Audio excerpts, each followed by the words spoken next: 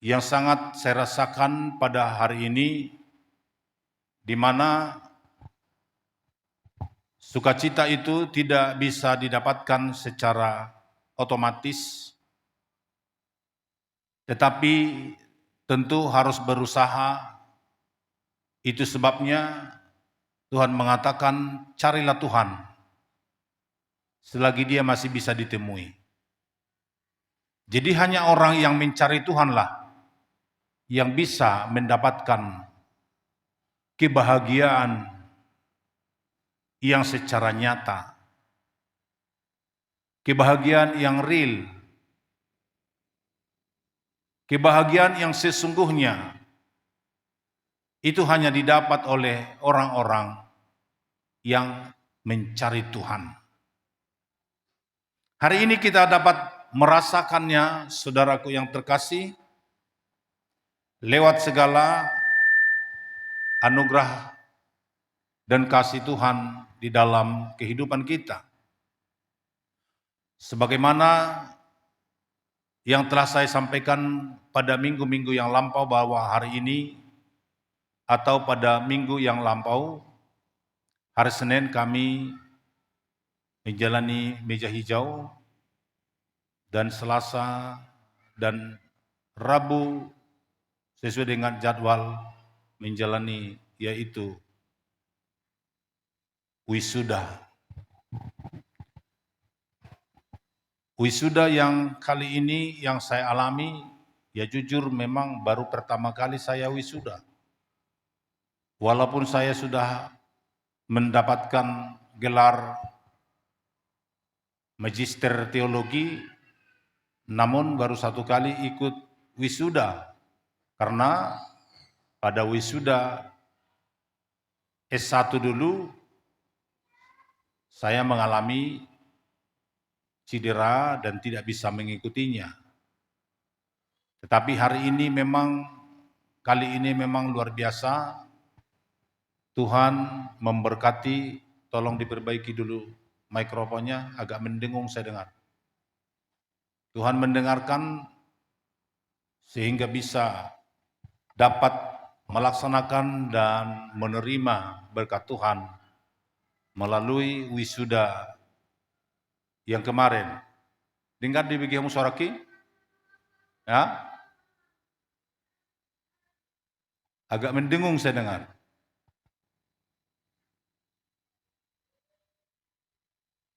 Enggak, bukan mikrofonnya. Dari sana.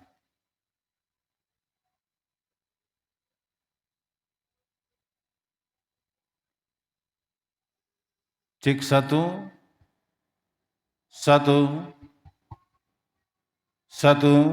satu dicoba. Haleluya. Ya, terlalu besar bassnya. Kurang treble. Cek satu, ya. Begitu dia. Oke, Bapak Ibu, saudaraku yang terkasih. Demikian sebagai kesaksian yang telah kami laksanakan, karena minggu kemarin saya bersama Ibu Pendeta tidak berada lagi di sini karena tukar mimbar. Dan hari ini bisa kita bersama untuk memuji, mengagungkan nama Tuhan di dalam ibadah kita pada hari ini, agar kiranya semua akan terberkati di dalam Tuhan. Baiklah firman Tuhan yang akan memberkati kita pada hari ini, yaitu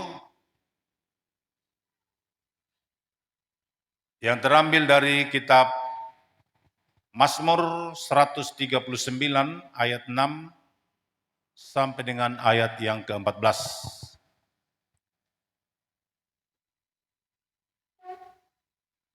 Mazmur 139 ayat 6 sampai ayat 14. Kita bergantian membaca. Terlalu ajaib bagiku pengetahuan itu. terlalu tinggi, tidak sanggup aku mencapainya.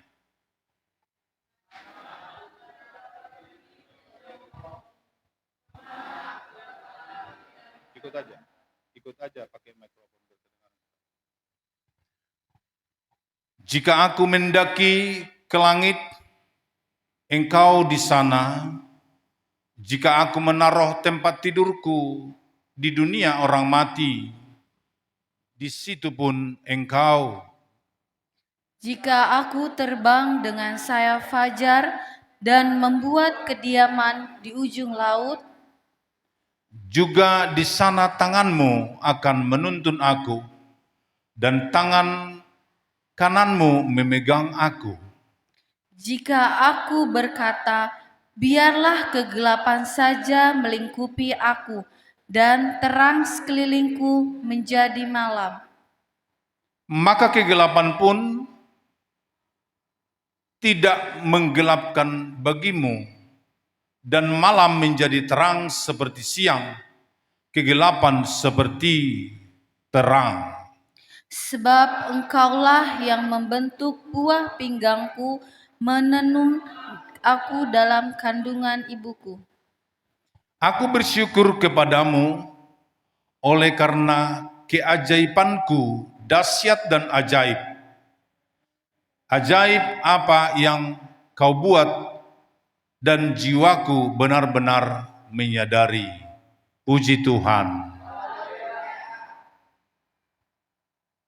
Bapak dan Ibu, serta saudaraku yang terkasih, di dalam nama Tuhan Yesus Kristus. Mana siapa Pak?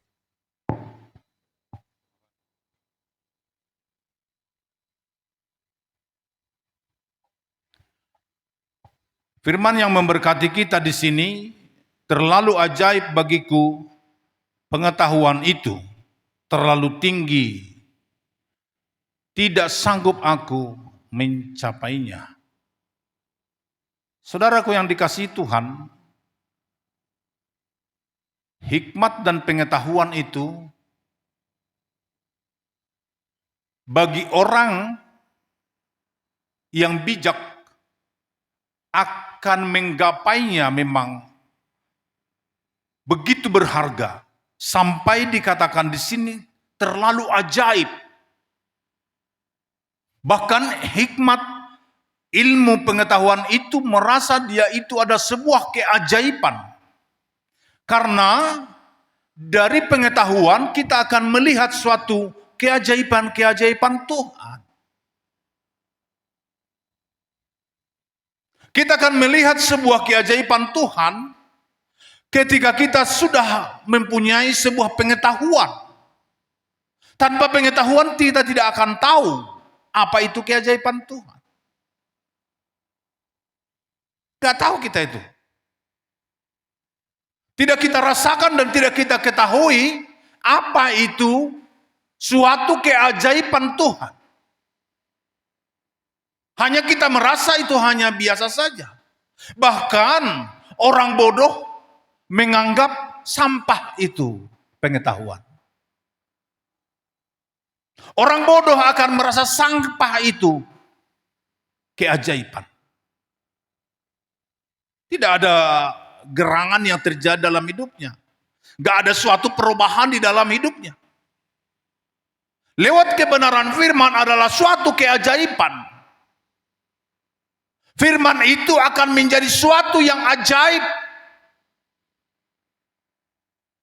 Itu sebabnya firman Tuhan mengatakan tiada yang mustahil bagi Tuhan. Kenapa begitu? Ada sebuah keajaiban. Pujian kita mengatakan bilurnya sungguh heran. Asal percaya saja, semua sakit hilanglah. Coba saudara bayangkan itu. Apakah itu tidak mempunyai suatu keajaiban besar? Jikalau ada seseorang asal percaya, segala penyakit bisa hilang. Ini adalah suatu keajaiban, didapatkan dari hikmat dan pengetahuan. Dan hikmat pengetahuan adalah dicari, bukan dapat sendiri. Pengetahuan itu akan dicari. Ya, itu akan dicari, ikut dilului. Bahkan harus bayar harga. Melalui waktu, melalui tenaga, melalui pikiran, melalui dana. Itulah yang saya rasakan, saudaraku yang dikasihi Tuhan.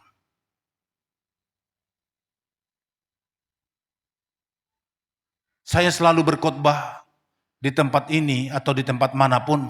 Saya nggak mau berkhotbah yang diceritakan orang. Saya tak suka dengan khotbah kesaksian orang.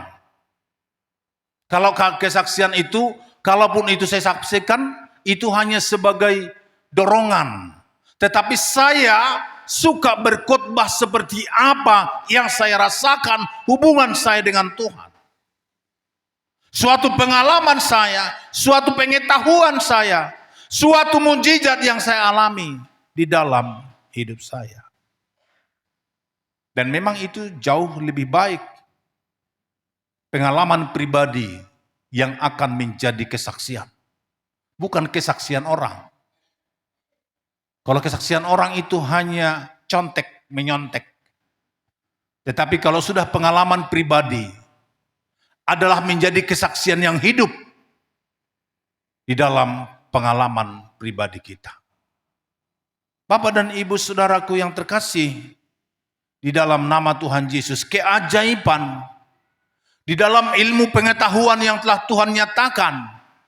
Mungkin itu lewat perkuliahan, mungkin itu lewat studi banding, mungkin itu lewat tukar mimbar, mungkin itu lewat KKR, mungkin itu lewat fellowship, mungkin itu lewat persekutuan, mungkin itu lewat persekutuan dengan denominasi-denominasi yang lain. Hal-hal itu akan bisa menambah wawasan hubungan baik kita terhadap Tuhan. Karena apa? Karena sudah membiasakan diri berhubungan dengan orang-orang yang berpengetahuan tentang kebenaran Allah. Saudaraku yang dikasihi Tuhan, dikatakan di sini, terlalu ajaib bagiku pengetahuan itu, terlalu tinggi, tidak sanggup aku mencapainya. Ya, tidak sanggup aku mencapainya. Saya semasa perkuliahan, apalagi setelah masuk di dalam S2, jelas hal ini saya rasakan. Ayat ini saya rasakan. Pelajaran demi pelajaran yang disampaikan oleh para dosen. Apalagi dosen-dosen kami, rata-rata sudah dosen-dosen yang sudah S3, doktor. Dan kebanyakan dari luar GPI. Bagaimana doktrin, bagaimana dia menyampaikan yang sebenarnya di dalam teologi. Ini sangat tinggi saudaraku yang dikasihi Tuhan. Bahkan keluar bahasa ini, ayat ini di dalam hidup saya terlalu tinggi sebenarnya. Jadi banyak orang menganggap bahwa hal ini adalah hal yang sudah, itu biasa. Itu biasa. Sama seperti kemarin yang di wisuda. Kemarin itu kami ada di kisaran 200 lebih.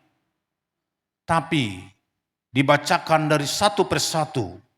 Dan total yang datang mengambil ilmu, menimba ilmu dari Gereja Pentakosta Indonesia.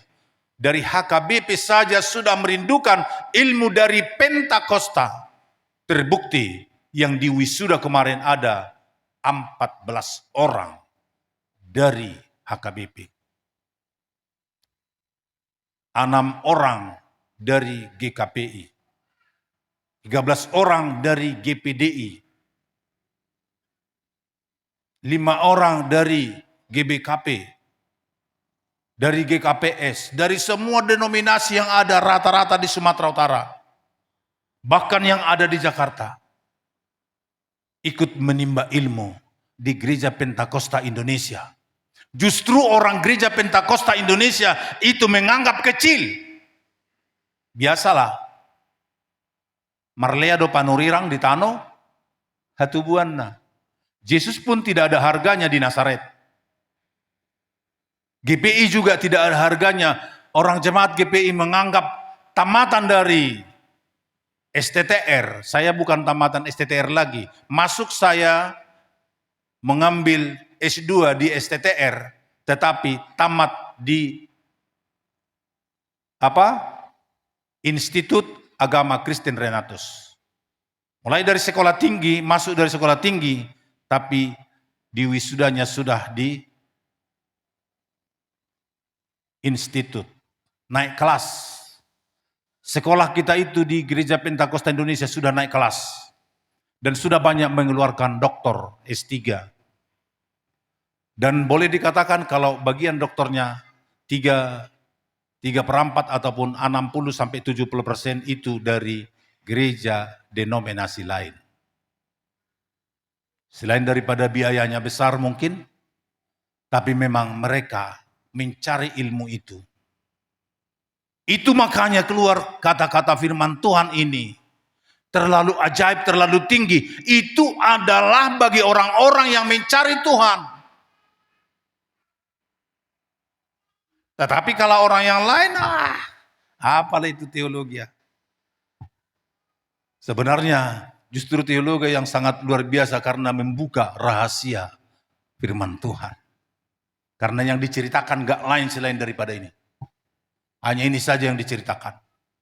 Mulai dari semester 1 sampai terakhir, sampai wisuda. Ini aja yang diceritakan. Mata kuliah apapun pasti berbau ini. Ini yang diuraikan semua. Berapa mata kuliah yang diuraikan semua? Alkitab, Alkitab, Alkitab, dan Alkitab. Makanya saya katakan ilmu yang tertinggi adalah teologi. Karena yang diceritakan adalah rahasia Allah. Tak ada orang bisa mengerti rahasia Allah tanpa baca Alkitab ini. Tanpa mempelajari ini. Nonsen. Sehebat apapun itu takkan bisa. Kalau tidak dia membaca Alkitab. Membaca kebenaran Tuhan. Puji Tuhan. Coba ayat yang kedua, tolong dibaca.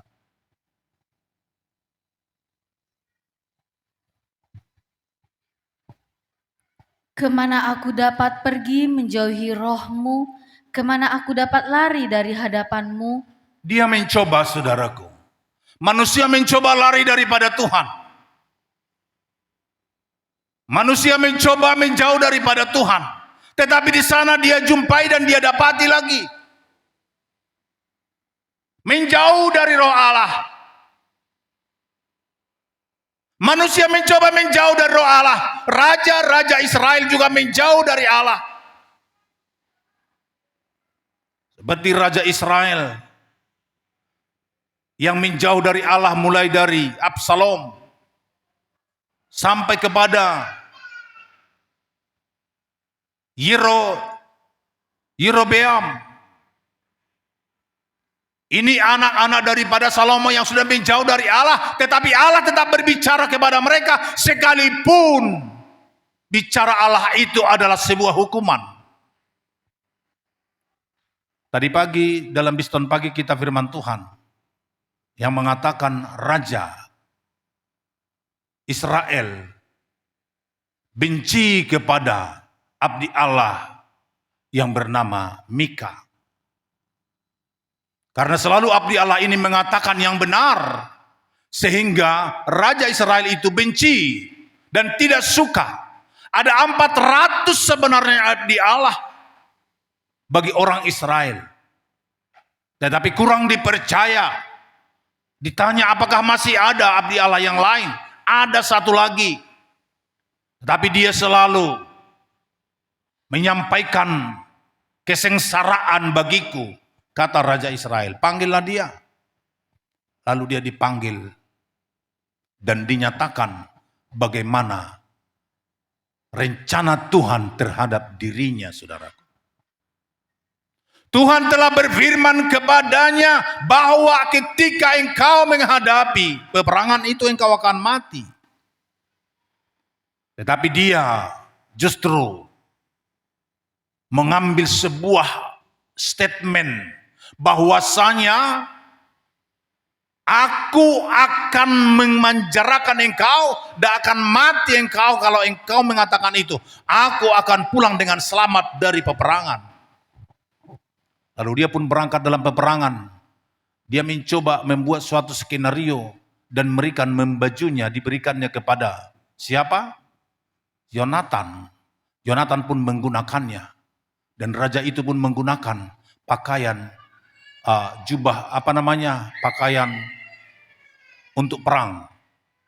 Apa namanya itu? Jirah. Memakai baju jirah. Dan dia masuk kepada peperangan itu. Menyamar dia. Karena dia tahu supaya dia adalah seorang raja, supaya dia tidak mati.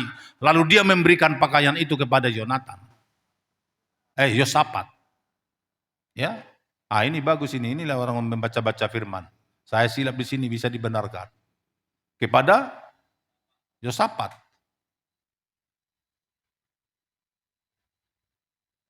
Lalu dia berperang. Lalu musuh benar. Ada berapa? 37 orang ya.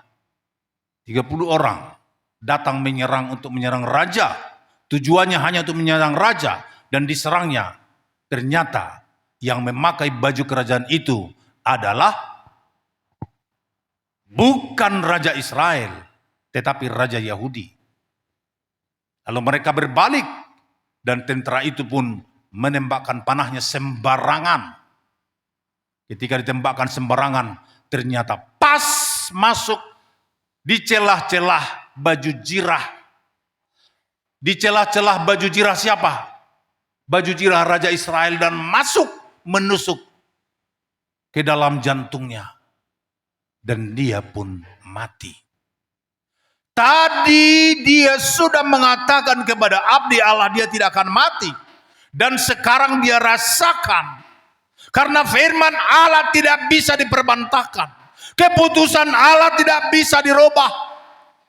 Yang bisa merubah keputusan Allah hanya satu. Apa itu? Apa yang bisa merubah keputusan Allah? Hanya dengan apa? Dengan apa? Dengan doa dan air mata. Dan benar-benar mau dia mengosongkan dagingnya, mematikan. Seperti siapa? Seperti Raja Ahab. Yang sudah seharusnya dia dimatikan atau dibunuh oleh Tuhan. Dan anjing-anjing akan memakan bangkainya. Tetapi ketika dia datang kepada Tuhan dan berdoa, menangis di sana, mengoyakkan pakaiannya, dan membuat abu di atas kepalanya, maka apa yang terjadi? Dirubah semua. Maka keputusan Tuhan, walaupun keputusan itu sudah menjadi keputusan yang jahat, ketika kita dapat datang kepada Tuhan, itu akan dirubah. Jadi ada orang mengatakan, sudahlah nggak bisa dirubah, nasib nggak bisa dirubah. Bisa. Siapa yang bisa merubah? Hanya Tuhan bisa merubah nasib. Haleluya. Nasibku sudah nasibku menjadi orang yang miskin. Nggak bisa lagi itu. Tidak, Inang. Kau tidak punya nasib menjadi orang miskin. Tetapi karena kemalasanmu kau menjadi orang miskin. Nah, Tuhan merubahnya ketika engkau datang merubah dan menyatakan kepada Tuhan. Dan Tuhan pun menunjukkan jalan. Dia menunjukkan jalan. Maka engkau menjadi orang yang rajin. Orang yang malas itu sudah pasti miskin. Tetapi orang yang rajin itu sudah pasti kaya. Di kitab Amsal dikatakan. Udah pasti kaya orang yang rajin. Orang yang miskin, orang yang malas itu pasti sudah miskin. Lalu ketika kita datang kepada Tuhan, Tuhan membuka. Tuhan menyampaikan. Maka bisa berubah semua. Itu sebabnya doa bisa menjadi jembatan. Bisa dirubah. Yang mandul sekalipun. Siapa yang mandul? Saudara tahu. Di dalam Alkitab, di pengetahuan Alkitab. Mandul. Sampai dia sakit hati. Siapa? Gak ingat? Ada seorang yang mandul. Hana. Udah dikategorikan dokter bahwa dia mandul. Tidak akan pernah punya anak. Tapi dia tidak mau, dia mau merubah keputusan itu. Dia mau merubah nasibnya itu. Datang dia di bait Allah, dia berdoa, dan berdoa, nggak ada putus-putusnya. Dia berdoa, saudaraku, apa yang terjadi? Apa yang ia dapatkan? Seperti ini tahun depan, engkau akan melahirkan seorang anak, buat namanya siapa? Samuel. Puji Tuhan. Berubah. Dari mana dia dapatkan itu? Hanya dari firman Tuhan. Itu sebabnya firman Tuhan itu ajaib. Jangan asal-asal kita bilang tiada yang mustahil bagi nama Tuhan, tapi engkau tidak bisa merasakan. Harus bisa kita rasakan, saudaraku. Harus bisa kita rasakan. Saya punya suatu prestasi. Walaupun prestasi ini sangat kecil, ya, mungkin bagi orang sangat kecil begini di ujung kuku, tapi bagi saya ini prestasi yang sangat besar yang diberikan Tuhan, ya, yang diberikan Tuhan. Ketika saya kemarin waktu berfoto-foto, kami kemarin berfoto-foto, saya duduk melihat anak saya, menantu saya, pahupu saya semua, rata-rata mereka datang di keluarga ini yang bukan dari Pentakosta. Semua mereka datang, masuk di keluarga ini adalah dari keluarga yang bukan Pentakosta. Baik Hela maupun Parumain. Tetapi saudaraku yang dikasihi Tuhan, itu makanya saya katakan tadi mungkin itu kecil, tetapi bagi saya itu besar. Semua anak saya bisa menjadi Pentakosta. Dan semua diberkati di gereja Pentakosta Indonesia. Mungkin ini bagi orang kecil, tapi bagi saya ini adalah suatu keajaiban Tuhan. Suatu keajaiban Tuhan yang Tuhan nyatakan. Saya bisa berkhotbah menyampaikan ini, saudara. Itu sebabnya saya mengatakan selalu dari pengalaman saya. Ada 5 anak saya dan semua sudah menikah. Mereka sekarang ada di sini. Dan ternyata itu semua bisa saya rangkul semua datang kepada Tuhan melalui satu denominasi yang saya akui dan saya geluti, yaitu Gereja Pentakosta Indonesia. Disinilah kami semua berbakti, disinilah kami saling menopang, disinilah kami mengambil keajaiban Allah. Keajaiban Tuhan masih banyak ke depan yang akan dicurahkan di tengah-tengah keluarga ini. Mereka juga mengajak tadi supaya bernyanyi di depan ini. Itu pun adalah sebuah keajaiban Tuhan. Karena tidak gampang, saudaraku. Kami untuk memutuskan untuk berfoto saja, tidak gampang. Ada niat kemarin mau berfoto di Bandung. Udah dipersiapkan semua, ternyata gagal. Karena apa? Karena Ibu Wigultom sedang sedang baru bersalin. Jelas tidak bisa batal. Jadi kapan? Nantilah waktu acara di Segalo. Disiapkan semua. Kameramennya juga sudah disiapkan di sana. Tak bisa. Yang bisa hanya menampung berapa? 7 orang. Tak bisa sanggup kameranya untuk menampung semuanya. Lalu diundur lagi, nantilah di wisuda Bapak. Wisuda Bapak ternyata banyak sekali tantangan. Yang ini begini, yang ini begini, ini begini. Nanti besok pimpinan dari BPJS dari Jakarta akan tiba di Dolok Sanggul di kantor Parumain ini. Dan harus ada di sana. Itu juga menjadi suatu pergumulan. Kemarin keputusannya pulang habis dari acara, foto-foto akan langsung. Tapi saya minta, hari kita berdoa dulu, kita beribadah dulu kepada Tuhan. Bagaimana nanti sehingga bisa hari ini bersama-sama dengan Parumain saya, dengan anak saya juga, ya Pak P. Dora, bisa bersama-sama dengan kita. Ini Sinaga baru pakai dinas ibadah di sini. Mari kita bayangkan, semalam saja perjuangannya besar untuk dapat berfoto. Udah minta izin dari komandan sana sini segala macam, dia minta supaya dikasih waktu berfoto untuk jam 5. Setelah itu kami baru siap berfoto, langsung berpakaian, dia berangkat langsung kerja. Satu malam ini dia melek menjaga di sana. Tugas apa? Naik apa dia? Naik piket dia. Dan hari ini diusahakannya harus juga bisa kebersamaan kita hari ini di sini. Itu sudah semua bayar harga. Mungkin bagi orang itu kecil, tetapi itu besar di mata Tuhan. Besar di mata Tuhan, perjuangan-perjuangan kita untuk mendapatkan suatu kebahagiaan di tengah-tengah jemaat, di tengah-tengah keluarga. Itu sebabnya ajaib dan dahsyat. Kemanapun aku pergi, Roh-Mu akan senantiasa boleh datang mengunjungi aku. Baik itu mengunjungi yang baik, maupun mengunjungi suatu. Seperti Raja Israel tadi mengatakan, kau akan mati. Bapak dan Ibu saudaraku yang dikasihi Tuhan, kedatangan Tuhan bermacam-macam. Kedatangan Tuhan mengetuk pintu hatimu supaya engkau dapat bertobat. Kedatangan Tuhan mengetuk hatimu supaya engkau melayani. Kedatangan Tuhan datang kepadamu supaya engkau melayani Tuhan. Satu lagi, kalau kau tidak mau bertobat, tidak mau juga melayani, kedatangan Tuhan juga tetap datang kepadamu, mencabut nyawamu. Itu juga kedatangan Tuhan. Mau bertobat, mau melayani, kalau tidak mau ya sudah, tetap juga dicabut.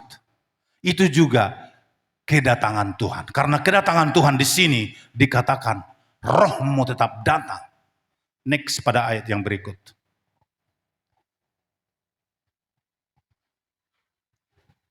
Baca.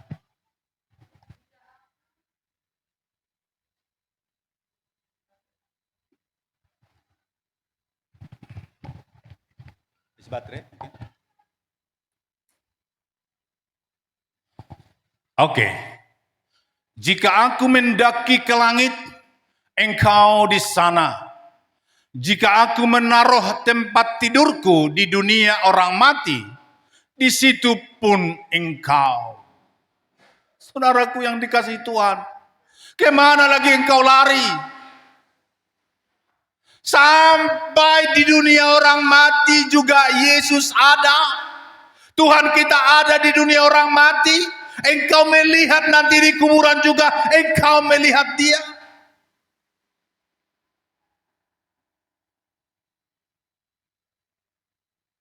Tak ada saudaraku.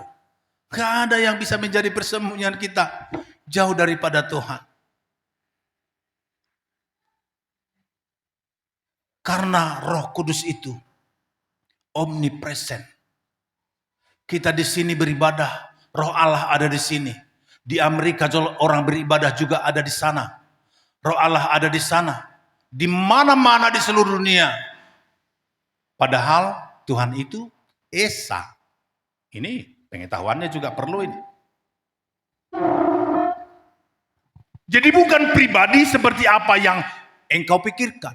Pribadi Allah itu tidak seperti apa yang kita pikirkan. Pribadi menurut manusia satu orang. Itu pribadi dia, ini pribadiku. Ya. Jikalau si Gerdias ini, si Dogar Mutahe. Kalau si Aldi ini sekarang ada di rumah saya, maka dia meninggalkan rumahnya di Majalengka. Itulah pribadi. Ya, dia ada di sini, di Majalengka dia tidak ada, pasti tidak ada. Setengah mati pun kau mencari Aldi di sana, nggak ada dia di Majalengka di rumahnya. Kenapa? Karena dia ada di sini. Allah kita itu tidak seperti itu. Itu makanya orang sulit untuk menerjemahkan itu apa yang dimaksud dengan Tritunggal. Trinitas tidak mengerti dia. Ya, karena itu tidak bisa dipikirkan secara logika, tetapi itu diakui secara iman. Saudara, mau saya tanya, Yesus ada nggak di tempat ini? Ada. Di Jerman sekarang ada ibadah, Yesus ada di sana. Ada. Di Medan ada. Di Jakarta ada. Datanglah engkau, Tuhan berkuasalah engkau. Setiap orang yang sakit disembuhkan dalam nama Yesus. Sembuh orang di Jakarta. Jadi tidak seperti pribadi yang kita pikirkan. Makanya keajaiban Tuhan engkau dapatkan hanya daripada firman. Haleluya. Puji Tuhan. Kemanapun sampai di dunia orang mati sekalipun, engkau ada di situ. Di atas langit pun engkau ada di situ. Dimanapun engkau ada di situ. Menyampaikan sesuatu. Baik itu yang baik maupun yang buruk. Tetap Tuhan akan memberikan suatu keputusan kepada setiap insan. Setiap apa yang ada di dalam dunia ini. Makanya semua akan menjadi kehendak Allah. Semua yang terjadi adalah menjadi kehendak Tuhan. Ya, apapun yang terjadi di dalam kehidupan kita. Next.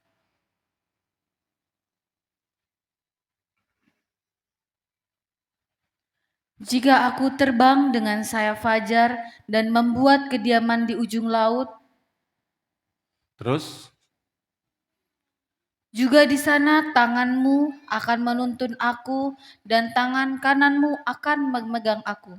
iya, naik ke atas. Ke-9 tadi. Jika aku terbang dengan sayap fajar. Ibu tahu udah sayap fajar naik, apa maksudnya di sini? Terbang dengan sayap fajar. Terbang dengan sayap fajar, Raja Salomo membuat ini, saudaraku yang dikasihi Tuhan. Dia sudah tahu, orang-orang percaya akan terbang. Beribu-ribu tahun yang lampau Raja Salomo sudah tahu, itulah sebuah hikmat dan pengetahuan. Di sini kehebatannya. Kita harus mengetahui kehebatannya, kedahsyatannya yang terjadi nanti di zaman pengangkatan. Ketika orang-orang percaya diangkat, itu yang dimaksud sayap fajar.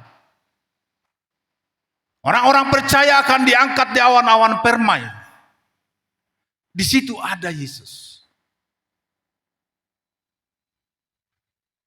Di situ ada Yesus. Membuat kediaman di ujung laut. Di situ juga ada Yesus. Kediaman di ujung laut itu orang tidak mengerti. Ya. Sekarang sudah terjadi. Ya, sudah terjadi sekarang. Bahkan jalan tol di dalam laut, di bawah laut juga ada. Orang di sana juga bisa hidup. Karena kehidupan hanya pada Yesus. Yesus itu sebabnya seperti oksigen. Di sana ada kehidupan. Mereka juga bisa hidup di sana. Di bawah laut itu juga. Di mana saja pun. Di situ tetap ada Tuhan. Itu suatu kedahsyatan dan kehebatan di dalam firman-Nya. Yang sungguh ajaib dan sungguh luar biasa. Teruskan.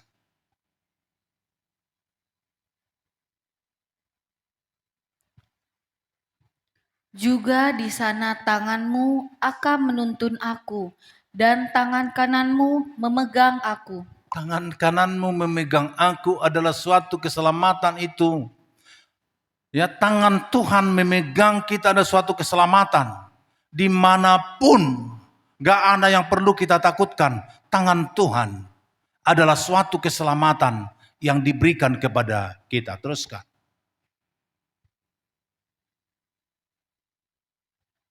Jika aku berkata, biarlah kegelapan saja melingkupi aku dan terang sekelilingku menjadi malam. Ini terkadang kita mendeli.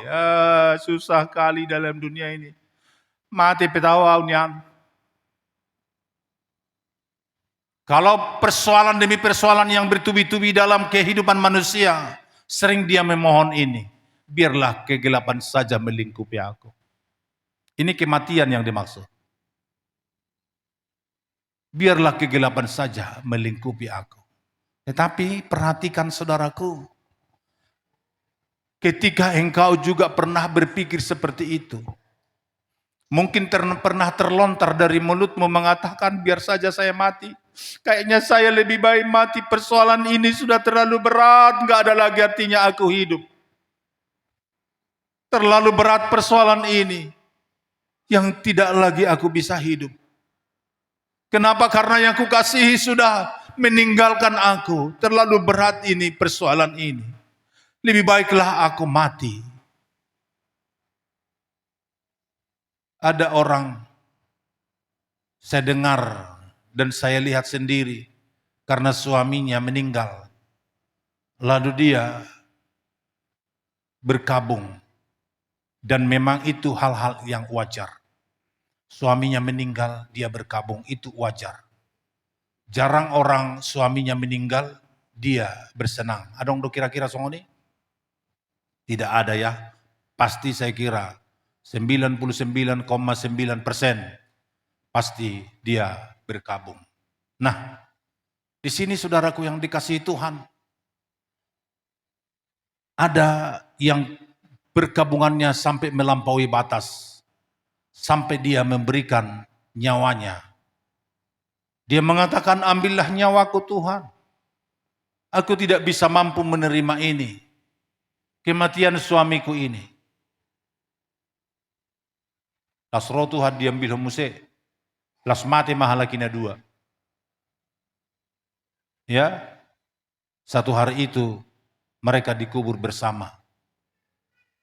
Pitinya dua memang tetap, tapi lubangnya sama, satu. Ya, dilihat mata saya sendiri itu. Kenapa begitu? Bisa terjadi hal yang demikian.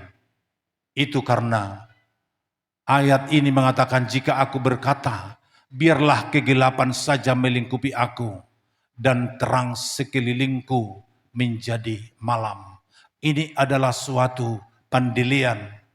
Ini adalah suatu permasalahan yang berat di dalam hidupnya. Tapi kita lihat ayat yang berikut, apa di sana. Maka kegelapan pun tidak menggelapkan bagimu, dan malam menjadi terang seperti siang, kegelapan sama seperti terang. Haleluya. Ini yang terjadi bagi orang-orang percaya. Dia sudah meminta supaya dia mati. Dia meminta supaya kegelapan terjadi di dalam hidupnya. Tetapi justru seketika itu Tuhan memberikan terang yang bercahaya. Di situ Tuhan menyelamatkan engkau. Itu sebabnya waktu penderitaan dan kesusahan, di sana ada Tuhan di dalam hidup kita. Memberikan sukacita. Itu sebabnya Paulus mengatakan, ditiki hagaliokido au margugu. Ditiki banyak permasalahan dan permasalahan di dalam hidupnya. Dan di sana dia kembali akan bangkit. Karena apa? Tuhan Allah ada bersama kita. Memberikan terang di sekeliling kita. Tidak dibiarkan kita jatuh tergeletak. Tidak dibiarkan kita mati dalam kegelapan. Tetapi dia tetap mengangkat kita. Menyelamatkan kita. Bahkan terang. Bahkan gelap menjadi terang. Yang dimaksud duka menjadi suka.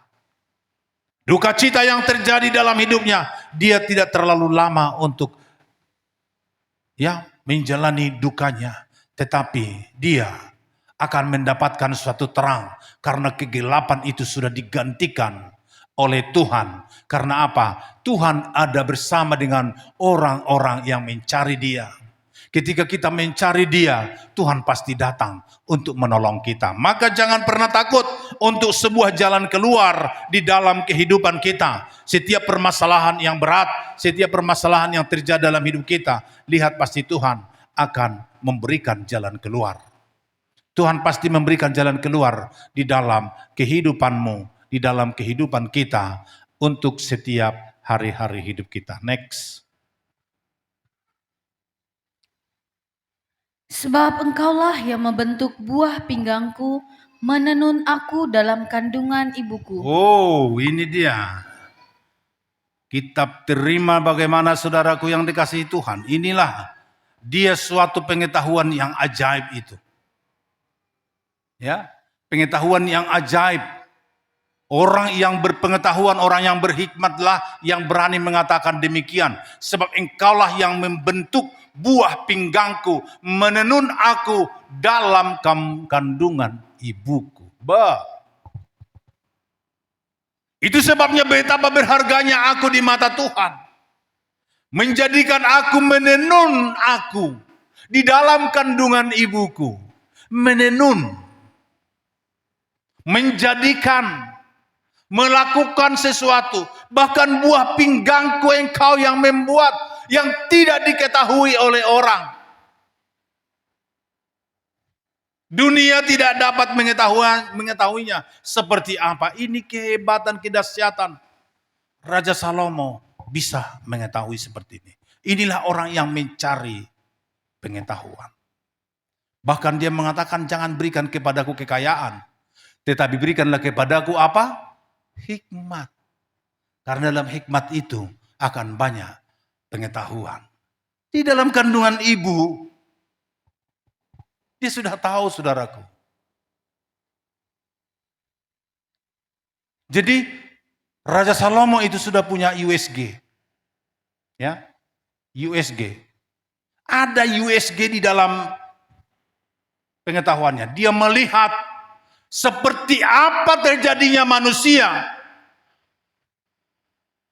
Di dalam hidupnya dia bisa melihat.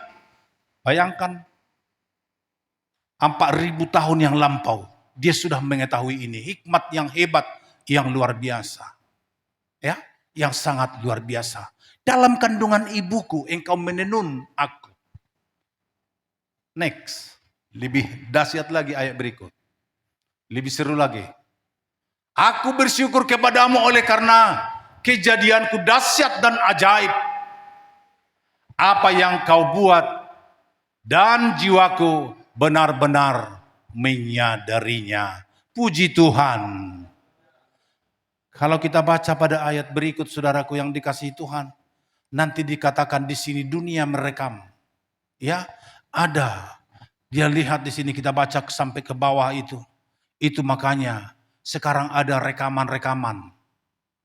Ya, di dalam tubuh kita ini yang dipelajari oleh para dokter.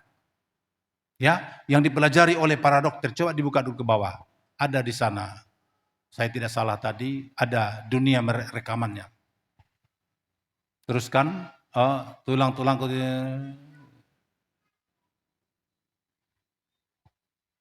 Terus.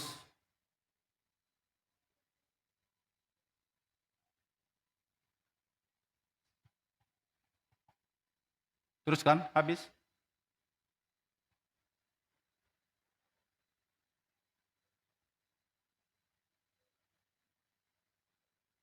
Ya, matamu melihat selagi aku bakal anak. Dan dalam kitabmu semuanya tertulis hari-hari yang akan dibentuk sebelum satu pun daripadanya. Luar biasa dahsyat, saudaraku yang dikasihi Tuhan. Ya, ada rekamannya semua. Apa yang akan terjadi dan yang akan terjadi di dalam seluruh dunia ini. Bapak dan Ibu saudaraku yang dikasihi Tuhan. Oleh sebab itulah pengetahuan itu sangat penting. Orang yang berakal budi akan mencari pengetahuan. Pengetahuan itu kita dapatkan dari firman. Mau kita belajar. Ya, bahasa Batak mengatakan, dalam firman Tuhan mengatakan, girgir menangi-nangi, apa? Bakol makatahon. Unang ramos satana, sienisina. Urang nusong oni, naramo sama katanya, bidang marisi. Tumagot do, girgir menangi-nangi. Berikan telinga untuk mendengar. Dengarkan firman. Apalagi dengan sekarang ini. Di dalam media sosial, banyak. Di Facebook pun banyak di situ firman Tuhan. Pengetahuan banyak di sana. Girgir menangi-nangi bakal makatahon. Jadi ungkapan kita itu harus betul-betul apa namanya, cek dan recheck, dikelola dulu. Sebenarnya kalau mau berbicara itu, ya setiap orang yang mau berbicara ada prosesnya. Ini luar biasa kalau Tuhan bisa langsung memakai kita, langsung berbicara seperti ini. Luar biasa, karena ada prosesnya. Apa yang di dalam hati diproses di otak. Dari otak lalu disuruh mulut untuk berbicara. Ini prosesnya. Ini ada sebuah rapat di dalam apa? Rapat seperti rapat di dalam anggota dewan. Ya, di dalam anggota dewan itu ada rapat. Setelah itu masuk di dalam otak kita, dan otak kita mengirim untuk berbicara, dan otak kita lah melatih mengatakan semua apa yang harus kita katakan. Prosesnya sebenarnya panjang. Itu sebabnya gir-gir menangi-nangi bakul makatahon. Untuk mendengar tidak terlalu banyak proses. Apa yang kamu dengar masuk. Masukkan ke hati. Masukkan di hati, diolah. Oh itu tidak baik, buang. Buang lagi. Ada dengar lagi sana, masuk. Dalam otak, oke. Masukkan ke dalam lubuk hati yang paling dalam. Cocok enggak di dalam otak? Betul cocok di dalam otak. Dalam hati, dalam iman tidak cocok. Buang lagi. Makanya banyak tampung. Harus banyak kita mendengar. Jadi orang yang berpengalaman, orang yang pintar itu banyak mendengar. Setidaknya kalaupun tidak banyak membaca, harus banyak mendengar. Daripada banyak berkata-kata. Banyak berkata-kata itu sudah punya talenta. Yang diberikan Tuhan kepada siapa? Kepada orang semua pembicara. Ada talenta dia untuk berbicara. Untuk presentase. Kepada hamba Tuhan bukan berbicara tetapi bernubuat. Karena yang dikatakan oleh hamba Tuhan bukan hari-hari yang disampaikan untuk sekarang tapi yang akan datang. Cenderung hamba Tuhan mengatakan apa yang akan datang. Ya, apa yang akan datang. Sekalipun dibongkar sedikit apa yang di belakang adalah suatu proses kita untuk membuat acuan kita supaya lebih maju kita untuk yang akan datang. Jadi berkhotbah itu adalah nubuatan. Ya, bukan hanya berbicara. Berkhotbah bukan hanya berbicara, tetapi berkhotbah dengan berbicara tidak bisa dipisahkan. Ya, berkhotbah dengan berbicara tidak bisa dipisahkan karena berkhotbah adalah berbicara dan berkhotbah itu adalah sebuah nubuatan. Apa yang diilhamkan Tuhan kepadanya untuk berbicara, makanya ada proses.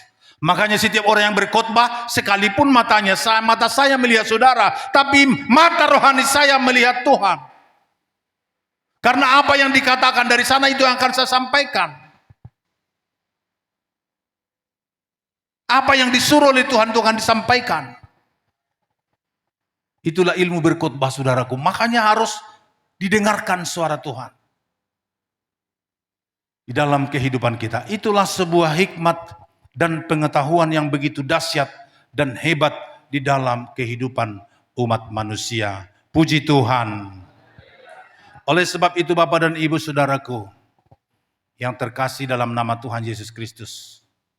Sebagaimana selangkah demi selangkah sebelumnya pun saya tidak tahu kenapa saya harus kuliah. Sebagaimana mungkin sudah sering saya katakan kepada saudara, kenapa harus saya jalani lagi kuliah? Itu kan bukan gampang, itu kan repot, itu kan capek, itu kan banyak dana dan sebagainya. Tetapi setelah saya kuliah, saya mengkoreksi banyak kekurangan-kekurangan saya di dalam Tuhan. Dan saya kuliah, semakin banyak pengetahuan yang saya dapat, semakin banyak yang belum dapat. Diberkatilah kita semua, bahkan nanti di dalam acara kita Tuhan Yesus senantiasa memberkati kita semua. Terpujilah nama Tuhan, dimuliakan dan diagungkan Dia saat ini, kekal sampai selama-lamanya. Haleluya.